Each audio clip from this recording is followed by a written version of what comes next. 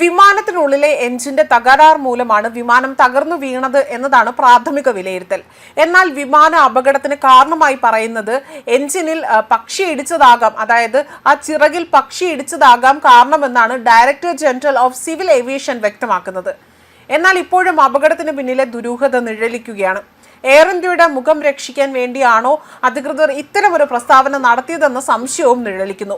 കാരണം വിമാനം അപകടത്തിൽപ്പെട്ടതിന് തൊട്ടു മുൻപേ തന്നെ അഹമ്മദാബാദിൽ ഇറങ്ങിയ യാത്രക്കാരൻ പങ്കുവച്ച വിമാനത്തിന്റെ ദൃശ്യങ്ങൾ പുറത്തു വന്നതാണ്. ആ ദൃശ്യത്തിൽ അല്ലെങ്കിൽ താൻ ഈ വീഡിയോ ദൃശ്യങ്ങൾ പകർത്തിയത് വിമാനത്തിനുള്ളിൽ തകരാറുകൾ ചൂണ്ടിക്കാണിക്കാൻ വേണ്ടിയാണ് എന്നാണ് എക്സിൽ പങ്കുവച്ച പോസ്റ്റിലൂടെ ഇദ്ദേഹം വ്യക്തമാക്കിയതും. അതുപോലെ ദില്ലിയിൽ നിന്ന് അഹമ്മദാബാദ് വഴി ലണ്ടനിലേക്ക് പറന്ന വിമാനത്തിൽ ദില്ലിയിൽ നിന്ന് അഹമ്മദാബാദിലേക്ക് യാത്ര ചെയ്ത ആകാശ് വത്സ പകർത്തിയ ദൃശ്യങ്ങളായിരുന്നു ട്വിറ്ററിൽ പങ്കുവച്ചതും. ആയതിനാൽ തന്നെ വ്യക്തമായ ഒരു അന്വേഷണം ഈ ഒരു കാര്യത്തിൽ വേണമെന്നാണ് റിപ്പോർട്ടുകളടക്കം സൂചിപ്പിക്കുന്നത്.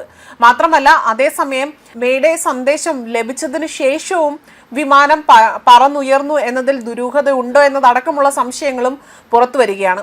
അത്തരത്തിലുള്ള വിലയിരുത്തലുകളാണ് ഉയർന്നു കേൾക്കുന്നതും. അസ്വാഭാവികമായി ഒന്നും തന്നെ ഇതുവരെയും റിപ്പോർട്ട് ചെയ്യപ്പെട്ടിട്ടില്ല. അന്വേഷണം ആരംഭിച്ചിരിക്കുന്നു എന്നത് മാത്രമാണ് പ്രാരംഭഘട്ടത്തിൽ അറിയാൻ സാധിക്കുന്നതും.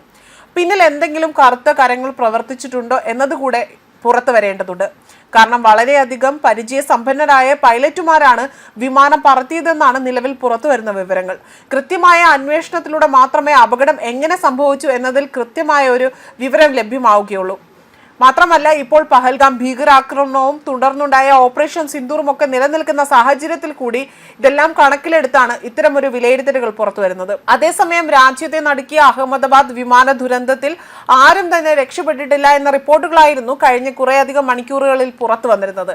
എന്നാൽ ഇപ്പോൾ ഒരു വ്യക്തി രക്ഷപ്പെട്ടതായി എന്ന വിവരങ്ങളാണ് പോലീസ് മേധാവി അറിയിച്ചിരിക്കുന്നത്. സർദാർ വല്ലഭായ് പട്ടേൽ അന്താരാഷ്ട്ര വിമാനത്തിൽ നിന്ന് പറന്നുയർന്നതിന് തൊട്ടു പിന്നാലെ തന്നെ സമീപത്തുള്ള മെഡിക്കൽ കോളേജ് ഹോസ്റ്റൽ കെട്ടിടത്തിലേക്കാണ് വിമാനം തകർന്നു വീഴുകയുണ്ടായത്.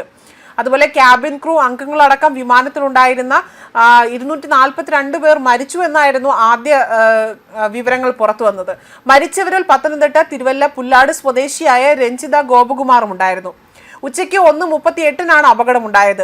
അഹമ്മദാബാദ് അന്താരാഷ്ട്ര വിമാനത്താവളത്തിലെ 23-ാം നമ്പർ റൺവേയിൽ നിന്ന് AI 171 ബോയിങ് 787 ഡ്രീലൈനർ വിമാനം ലണ്ടനിലേക്ക് പറന്നുയരുകയാണ് ഉണ്ടായത്. 625 അടി ഉയരത്തിലെത്തിയ വിമാനത്തിൽ നിന്ന് എയർ ട്രാഫിക് കൺട്രോളിലേക്ക് അപായ സന്ദേശം ലഭിക്കുകയും ചെയ്തു.